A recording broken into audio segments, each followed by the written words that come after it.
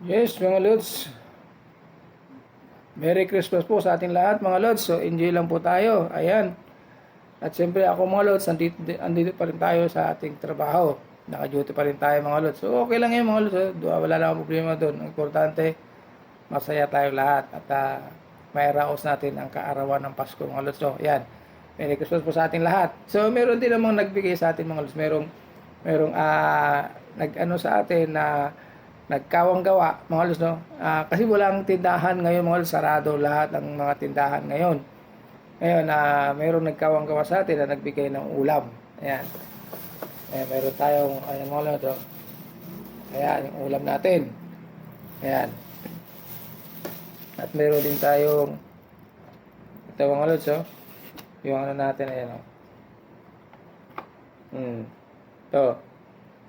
Ayan. Tapos ito pa. Ayan, mga Lods. So, ayan, marami na tayong ulam, mga Lods, no? Importante makaraos lang tayo, mga Lods, sa pang-araw-araw natin, no? Ayan, di ba? So, ayan, mga Lods, no? Pagsaluhan natin, mga Lods, yung ating recipe for today. Ayan, mga Lods, kasi wala tayo mapagmabilan ng ulam o ano paman.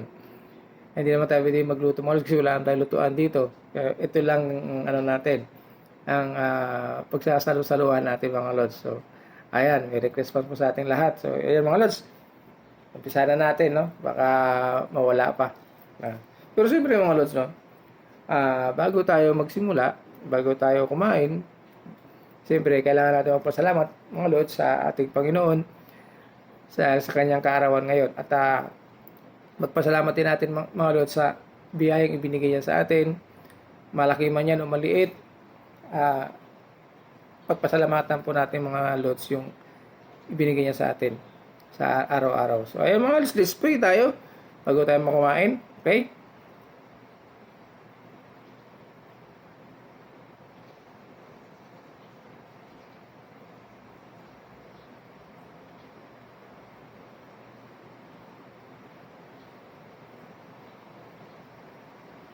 Tara, mga Lods.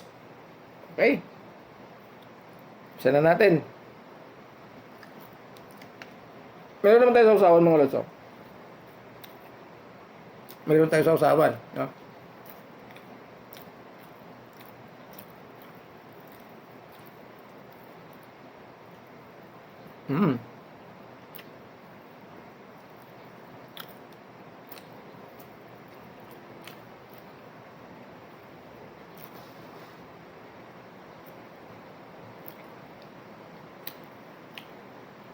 Pasalamatan din natin, mga Lods, yung nag-donate sa atin ito, mga Lods, yung ng ulam natin.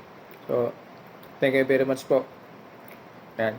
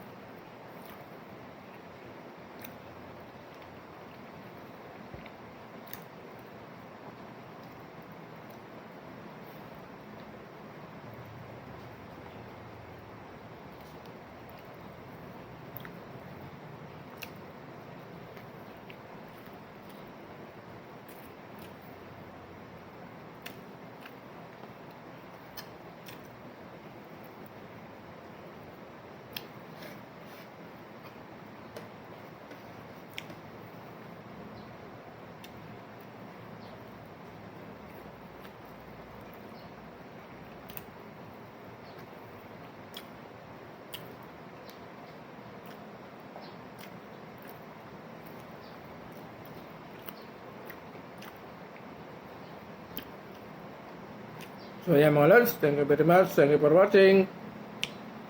God bless po and bye-bye po sa inyo, mga Lods. Pasamantala. Bye-bye.